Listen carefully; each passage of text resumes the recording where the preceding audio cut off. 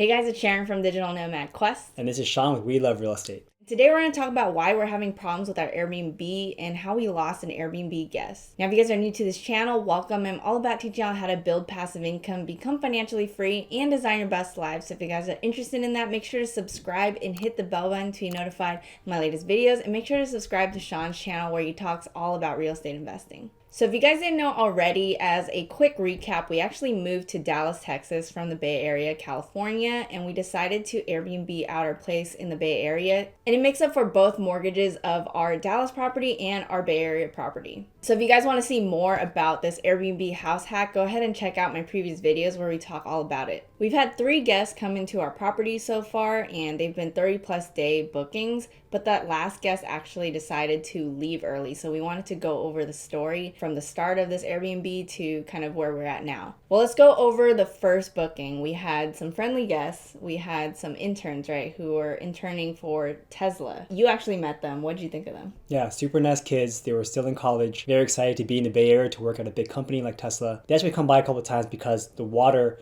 coming from the shower in the new bathroom we installed wasn't hot enough. And so I went there to meet them and fix some of the plumbing. Yeah, very nice people. Enjoyed having them. They were really chill. They didn't bother us at all, basically. Their booking was from November 1st to December 22nd. And it was a good thing that we had our first trial while we were still in the Bay Area, because if there were any issues, we were there to oversee. Now that we're over in Texas, it's a little bit harder to manage these properties. The total paid by the guest was $8,796.32, and we received $7,713.44.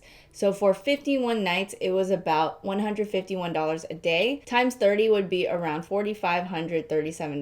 Now, after this booking, we were really excited. We decided to boost the price a little because the price of our home is actually lower than the market average. But once we boosted it, I started worrying that we weren't going to get other reservations. Since our first reservation ended on December 22nd, we had about 2 weeks we had no activity. And we believe it's primarily due to the holiday season. There's not a lot of people who are traveling to the Bay Area who want to stay 31+ days, especially during the holiday season. And during that time, we actually got approached by several guests who wanted to rent our place, but they were offering us below what our asking price was. So they were effectively lowballing us. And they were also asking us to book 2 or 3 months after our current date. So we would be locked in on a lower price 2 months out. We eventually decided it wasn't really worth it. So we decided to pass on these people. Yeah, also because if they book into the future, that means time windows could be weird, right? We have to make sure that they book actually 31 nights because of the city regulations. We kind of told these guests that if they wanted to book, maybe wait a little bit later and we can talk about a discount. But we decided not to go with these guests because they never followed up after. Basically, with a 31-day minimum,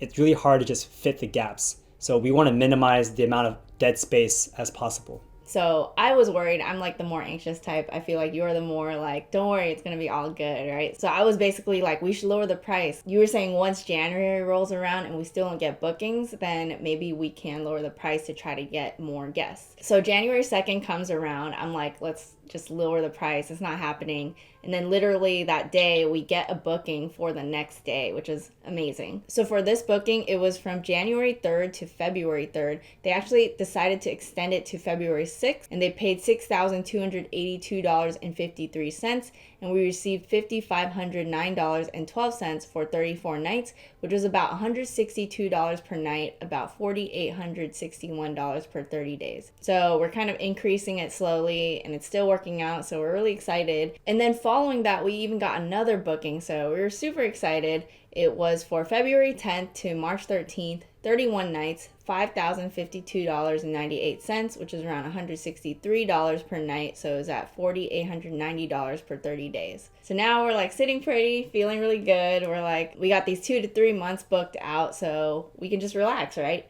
But things started to go a little bit wrong. So our guests from January to February were great tenants. They wanted to book even longer than our allotted timeline. Unfortunately, we already had the second booking, so we couldn't just kick someone out because someone else wants to stay longer. So we told them, sorry, we can't leave. But then they had a family emergency that required them to stay even longer than their initial checkout date. So we were really pushing on that timeline. Before, we had almost a full week to do the full cleaning, to make the place rent ready for the next guest. But because of the delay, we actually only had 24 hours to completely clean the place and make it ready for the next guest. This guest basically said they drove down to SoCal to handle the family emergency, but they left everything at our place, and they're like, oh, we just need to extend it because all our stuff is there, we can't clean it. We're like, we can't do that because we have guests coming in. But we were on the phone talking about it, and they seemed at first like they didn't want to change things, and it was going to be difficult for us. We were like, maybe we can move some of the stuff to the downstairs area to accommodate, but they're like, no, don't touch our stuff. So it was like a whole thing over there. But they actually did come back so that they could move out. But we did have some difficulties in communication where we were letting them know, okay, well, checkout date is this date, and they're like, we need an extension.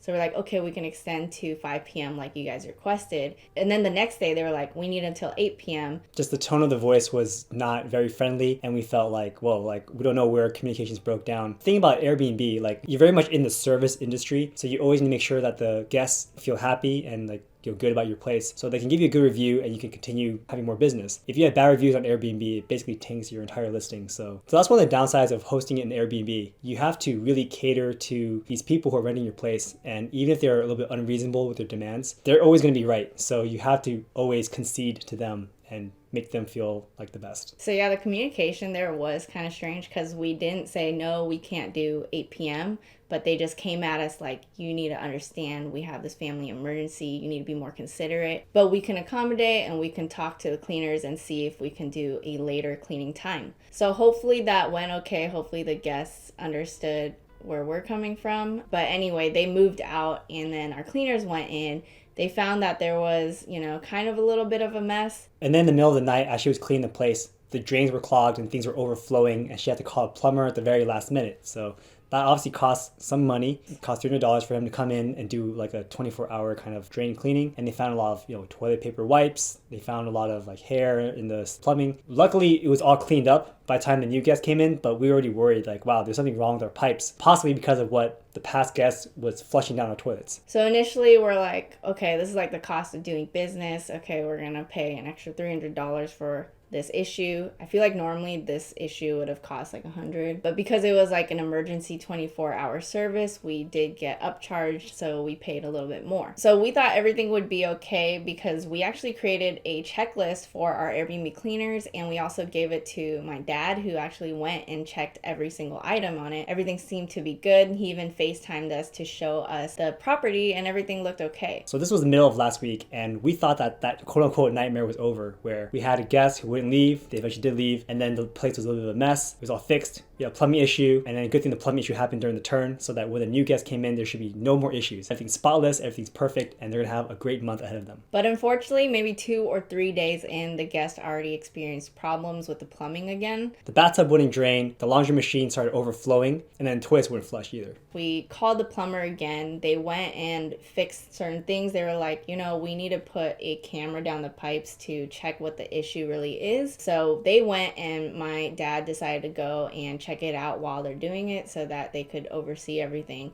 But the guests basically had to move to their parents' place, I think 5 minutes away or something like that, so that we can check this issue. So it was just a huge inconvenience for the guest, but she was super nice about it. But they fixed the issue, it seemed like, so the guest could go back in, and we thought everything would be okay again. But then the very next day, she told us that the same thing happened. Things weren't draining right. There was actually a weird sewer smell, and suddenly there were mosquitoes in the home. Now we're thinking, oh my God, maybe there's something wrong with the drain pipe itself. And then the plumber actually went by to take a look at it and told us, hey, these drain pipes are actually broken. We need to go inside and dig everything. It'll cost another $3,000 or so to do this work, and it'll probably take 2 days. Talking to the guest back and forth, she said, you know what? I had a newborn baby. There's too much issues going on here. How about we just end it this weekend, and then, we'll just call it quits. Luckily, she's very nice, and she said that we'll leave you a good review, but, with a new baby, it's just too much things to handle, and we had to part ways. So when we read those messages, we were really bummed. We thought these guests were super nice, and we really wanted to have a nice stay for them, but unfortunately they had to call it quits a lot earlier. So that essentially meant that we needed to modify the reservation. So we had to speak with the Airbnb support team. We made the reservation shorter to basically the end of this weekend, and then we basically have to pay them back $3,100 or so. Instead of us sending them money, they're basically going to take that money from our next reservation, which we do actually have another reservation coming up on June 11th to August 28th. This one's going to be $13,277.36 as the total total payout. It's a little bit higher for the price per night because we did increase it a little bit, especially for the summer months. We thought we could increase it a bit. I think it's actually still a bit below market average, but I think we're happy with what we're getting so far. But one of the worries now is we have to do this $3,000 repair. We also will need some time to take care of it. So they're going to go in and work on that Sunday, like this weekend, after the guest leaves. So hopefully the situation gets fixed. We're going to still have to do all of this remotely, right? We are still in Dallas. This property is in the Bay Area. We have to essentially coordinate a lot with our cleaners as well as my dad to help out. So we'll see how long this takes before we make it rent ready again for a new guest. So we're probably going to need to block off some dates so that people can't book it until we have it all ready. And then we have to go about finding another guest to replace the lost time. So before we had a booking all the way till mid-March, and now our bookings are over until